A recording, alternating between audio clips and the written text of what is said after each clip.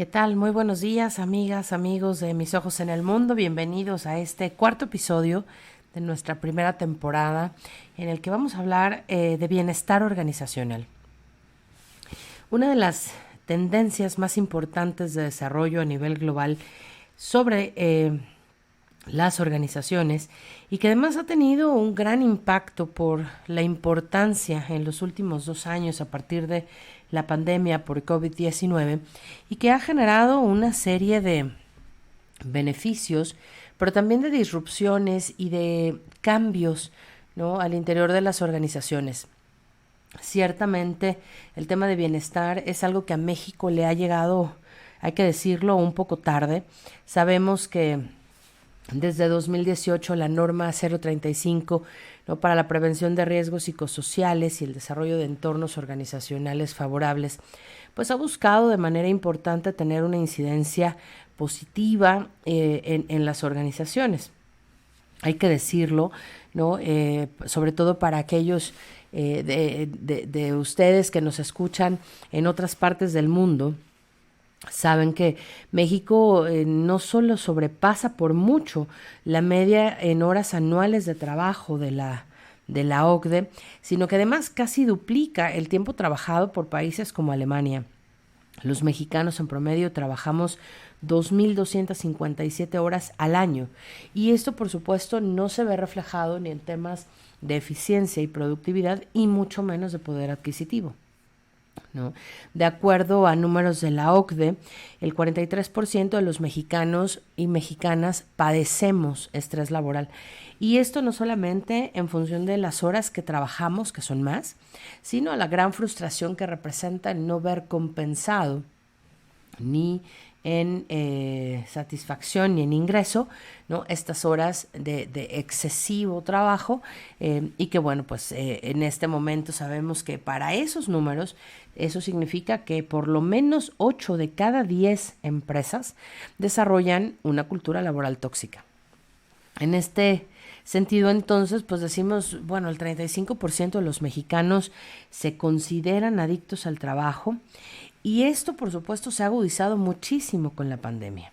Piensen, por ejemplo, en las interminables juntas, en las reuniones de Zoom, ¿no? De repente que no alcanzan a llegar a estos esquemas, ¿no?, de intervalos en donde podamos hacer o tener un equilibrio entre la realidad laboral y los esquemas, ¿no?, reales y factibles de operación de todos los días. Es decir, por un lado, nosotros tenemos una agenda cada vez más apretada y cada vez hacemos más cosas, pero ciertamente la pregunta siempre se asoma a ver qué tan eficientes y qué tanto estamos logrando con todo esto.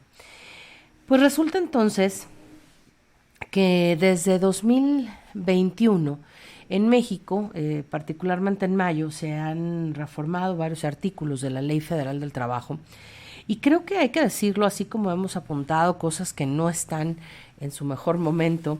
Creo que este es uno de los grandes logros de la parte de la gestión laboral en México, alineados por supuesto a los intereses y a los compromisos con TEMEC.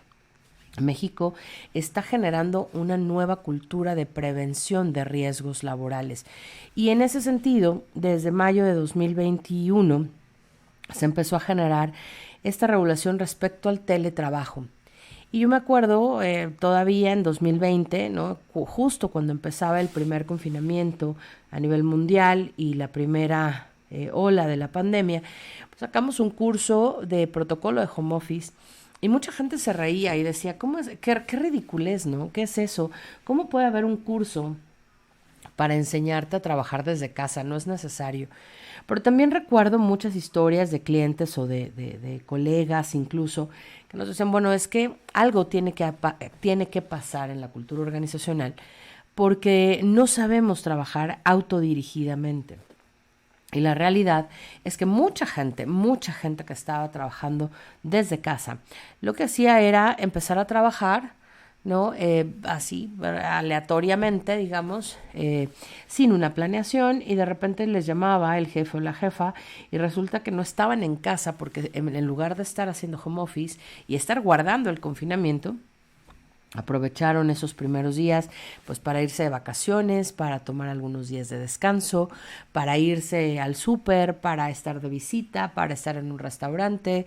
Entonces, esa cultura laboral, ¿no? que de la que estamos hablando, con bajos índices de eficiencia y productividad, pues no solamente se queda en los espacios laborales o en los centros de trabajo, sino que ahora ya también llega a estos espacios alternos de teletrabajo.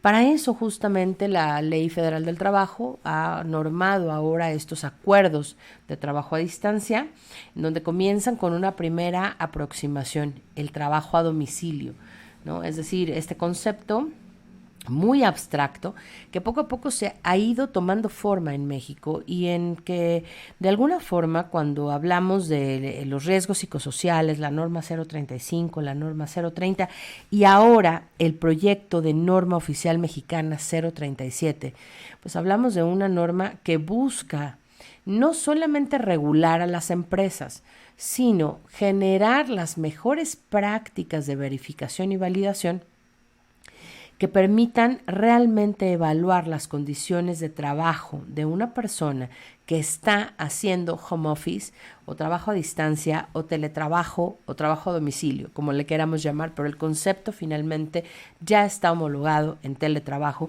y es la misma idea. Los esquemas flexibles, amigas, amigos, ¿no? Ustedes lo saben, los esquemas flexibles de trabajo llegaron para quedarse. Nos guste o no, y seamos afines a la idea o no, sobre todo siendo empresarios, ¿no? Es algo que tenemos que abrazar, es algo que tenemos que entender. Esta gran disrupción que ha tenido la pandemia nos ha permitido incursionar en nuevos estilos de producción, en nuevas formas de hacer las cosas. Y esas nuevas formas de hacer las cosas son justamente estos nuevos esquemas de trabajo.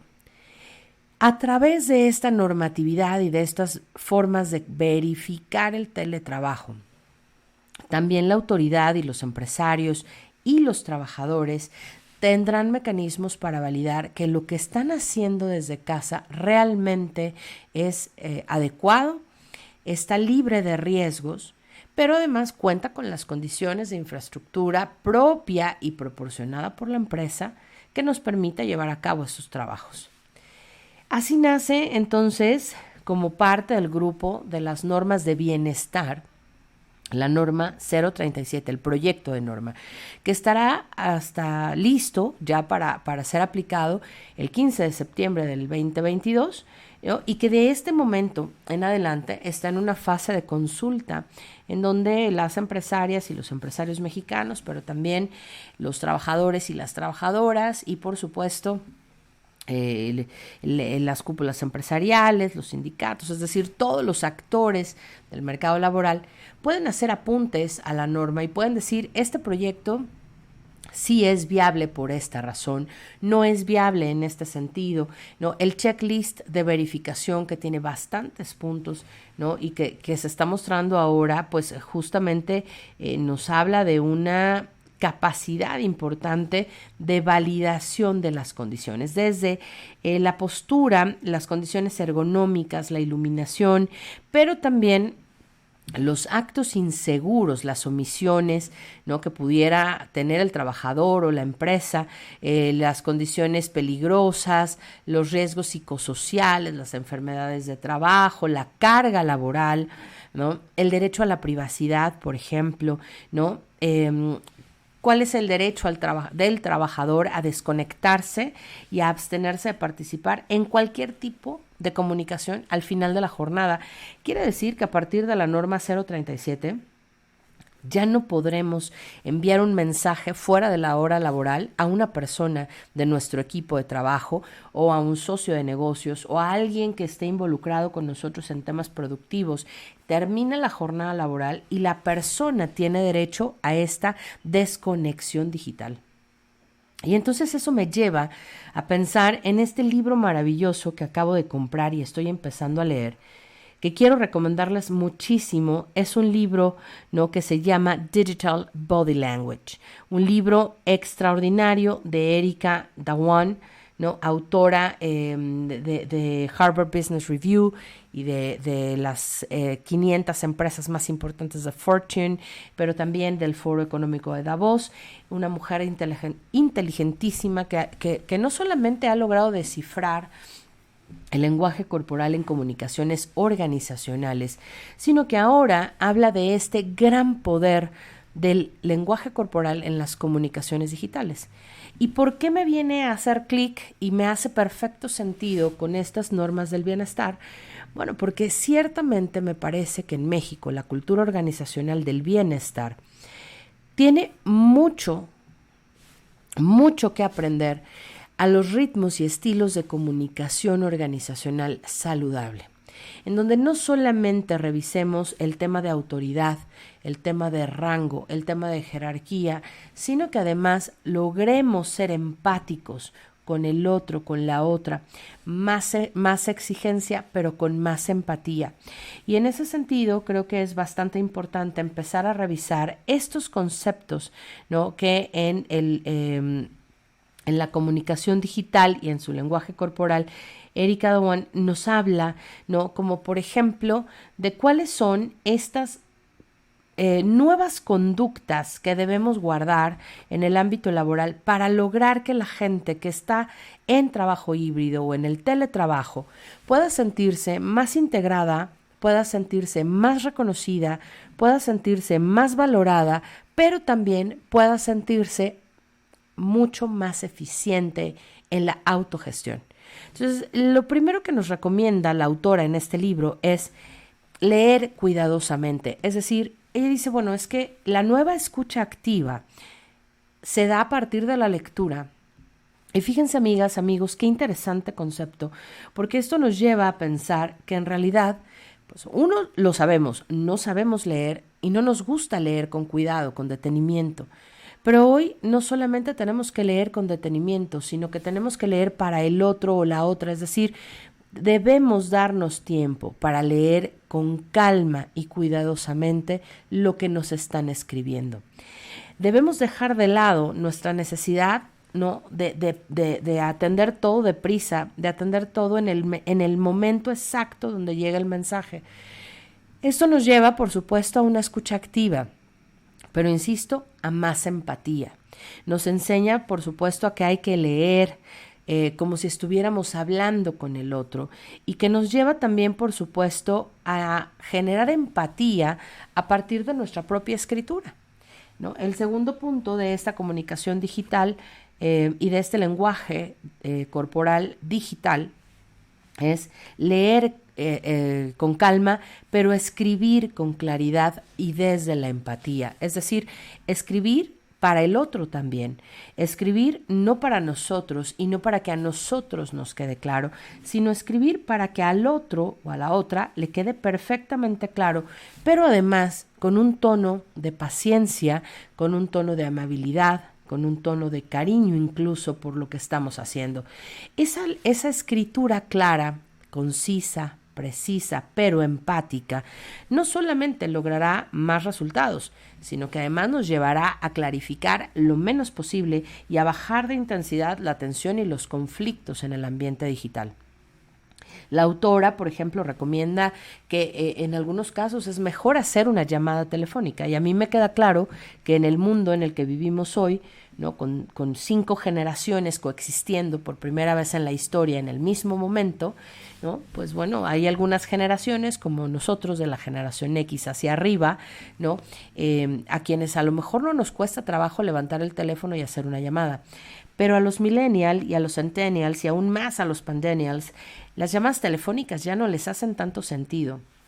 Entonces, sí tenemos que entender ese metalenguaje en el que nosotros podemos además entender que el bienestar y ese sentimiento, ¿no? de estar bien viene a partir de una baja de estrés y de una baja de ansiedad y de una baja de incertidumbre, para poder entonces comprender que el otro puede estar bien a partir de lo que yo facilito y lo que procuro para que esté bien.